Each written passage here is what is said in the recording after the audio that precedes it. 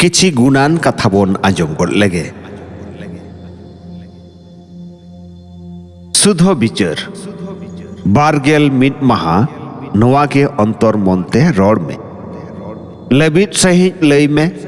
सनाम को गे सिबिला को में बुगी खजो में आर इके खजो में नोआ पनिया गुण जहां ठेन मेना आ उनी दो सनाम कोई के अड़ी सोहाग ए हुआ बड़ी होड़ जहां तीन गे सिबिल सही ए रोड़ा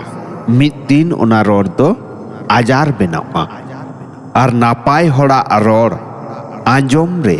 जहां तीन गे कासा बुझो मिद दिन ओना गे रान लेका बुगी कमी रे लगावा सुमुंग मिद धाव जुदी आम जहां लेकान व्यवहार रेना परकव एम बेनाव जोंगा एनखान आम दो ओना परकव गे चाचलाव मिया जहां रेगे कुसी रेना दाव एम न्याम खान निजे गे अडी गौरव अनि आलम ऐकआ अडी मोलोंगानिक ए हुयुआ उनी जहां एमा कोआ मुलुज में सलांदा सनम कोआ मुखन रे जहां गे हुयुआ नापाय लगित गे हुयुआ भाले नित बड़ी बुझो कना मेनखान सामांग से ताड़ाम कते गे बुझ न्यामोआ जे नुआ दो नापाय लगित गे हुई लेना आबो दो कुसी लगित ते अडिगान डाहार तलाश आका बोन तहेना मेनखान जहां कुसी एटा को कुसी दोहो रे न्यामोआ झतखन सरेस कुसी मेनते मेनोआ दा आजा पूरा जीवन एम काते दारे कोई हारा बुरु कोआ ओना तेगे पालेन दा दो काट बांग ए डुबुज अचोआ आ हरमोताम हासारेना निश्वास झतोगे उधर कना गौरव हो ताहेन ताम खान ओका कथा रेना आबो दो सनाम गे बंद किए कना बोन जुदी आबो सेचेत बांग बोन खजोआ तो अकोय हो आबो बांगे गड़ो दाड़े बोना और जुदी आबो सेचेत बोन खजोआ तो आबो दो अकोय हो बांग ए थामित दाड़े बोना आबोना जितकर नुआ कथा रे बनुआ जे इन तीना कुसी रेन ताहेना मेनकान नुआ कथा रे मेनाआ जे तीना हर इन नेल कते कुसी को ताहेन खान साय सेरमा जीवित ताहेन लगित ते साय सेरमा उमेर दो लगती बनुआ सुमुंग मिद दिन रे नोंका कमी में जहां ते दुनिया आमदो साय सेरमा को उइहर में मा बिचार आमगे दोहय में जीवन रे तबेयाना जीवित ताहेन रे मजा हिजुआ एटा को हैं रे हैं मिलो में तो खान गे सुमुंग व्यवहार रे हिजुआ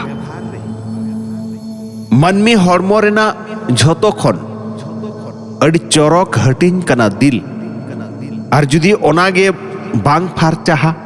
तो चौरक मेद मुखन ओका कमी रेना गे बांग कना मनमी जीवन रे सनामा चला मा मेनखान कुसी आलो चला मा चेदा से सनाम जिनिस को गे किरिन ते न्यामोआ मेनखान मोने रेना सुख शांति और कुसी दो बांग ओनाते जाओगे कुसी ते ताहेन में पार सेहत खन जिनिस को अडिगे हुडी नेल जोंग हुआ मिद संगिन खन पार गौरव ते जीवन रे पुइसा दो बांग व्यवहार कमाओ में चेदा से मार घाटी ते पुन कोटी दो बांग पुन हर अगु हटो को हिजु अक्तो और धन दौलत रेना तलारे झतो खन मारांग फराक आम दो सनाम अक्तोम बड़ाय दाड़ेया आम ठेन तीन धन दौलत मेनखान आम दो जहां तीन गे धन दौलत खरच काते हो नोआ दो बाम बड़ाय दाड़ेया जे आम ठेन अक्तो तीन मेना बितवाकान होला रेना कास्ताव और दाराय कान गापा रेना भबित बारिया गे मिट नौकान कुमड़ू कनाय जहां दो तेहन रेना अड़ी नापाय कोहय कुमड़ू गोट का ओनाते बांग पारमकान कथा कोगे पड़ाय